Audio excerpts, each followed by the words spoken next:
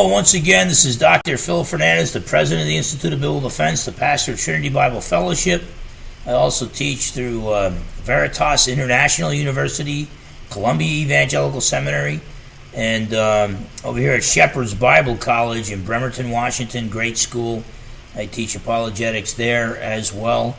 And but we've been talking about signs that precede the return of Jesus Christ to the planet Earth, and want to look at a few more here. In the last episode, we talked about I think 12 or 13 of them.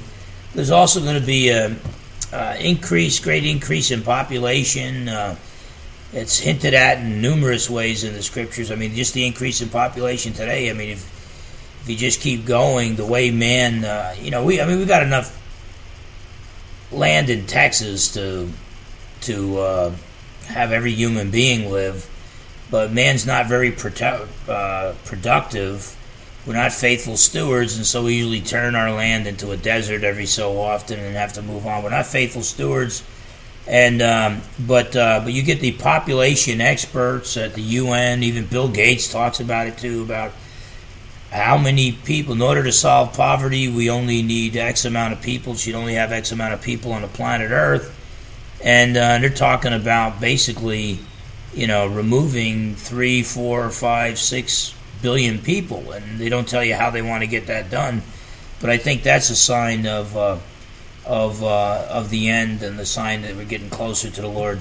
There's also signs in the sky that are reported in Luke 24, verse 11, and verses 25 to 28. I don't know if that's just referring to the sun being darkened, the moon not giving its light, the stars falling from the sky, the powers of the heavens shaken at Christ's return.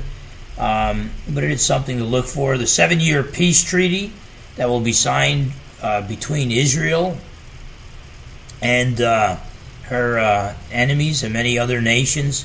And I know right now we have President Donald Trump has his son-in-law, who is not very conservative, Jared Kushner is over there in the Middle East trying to get a peace treaty signed. But something to watch. If there's a 7-year peace treaty that includes the rebuilding of the temple, that could very well be the final day 7-year peace treaty. The temple's got to be rebuilt. The Old Testament sacrifices have to resume.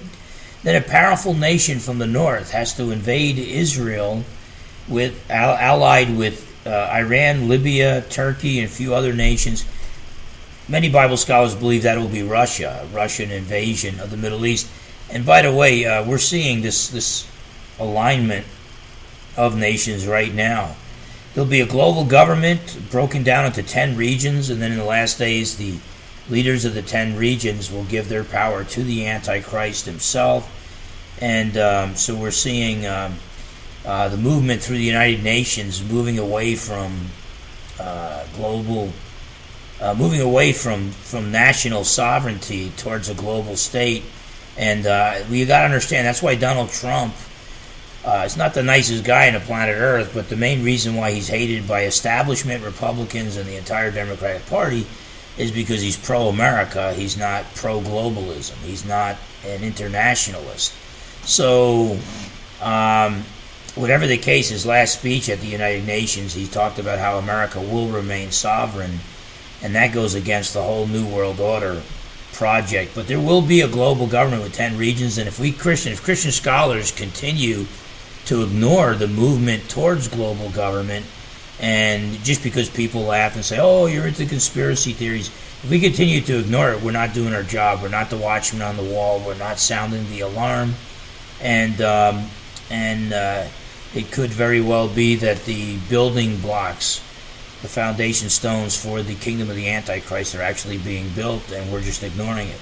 So look for a global government with the world broken down into 10 regions. I think the European Union's probably the first of those. You got the Russian Union, you got the African Union.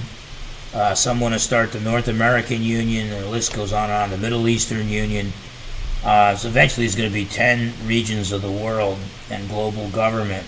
There's also going to be a miracle-working leader with great charisma who receives a mortal head wound but has this demonic resurrection and then enters the temple, probably the Holy of Holies, and claims to be God. That's the Antichrist. So when you see that stuff coming down, you're so late in the game, man. It's long past time to head for the hills.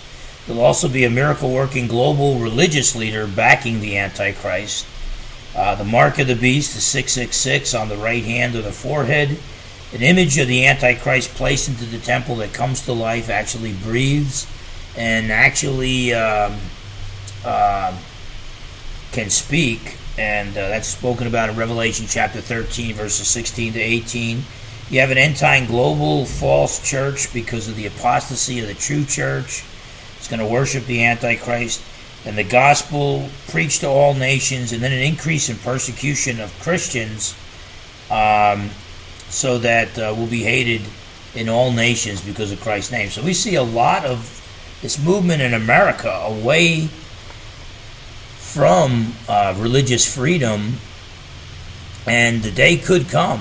I'm telling you, if the United States government cracks down on Christianity and disarms the American middle class, we're going to find out that European socialism is not as kind and gentle as people think it is.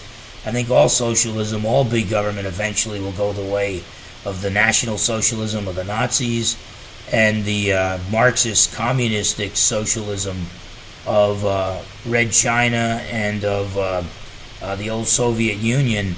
And you add those three countries together and those three socialistic regimes, and you've slaughtered well over 100 million innocent human beings. And that's apart from war. And Dr. R.J. Rummel of the University of Hawaii, his research, death by government, and he coined the phrase democide, death by government. And so whatever the case, as things get worse, it does look like we're getting closer to Christ's return. So what do? We need to seek Christ's face in his word and in prayer. We need to remain obedient to the call that Christ has given us. We need to preach Jesus. We need to speak the truth in love. And we need to not get so attached to this comfortable place called America, because our true citizenship is not on earth. Our true citizenship is in heaven, and someday our King will return. God bless you.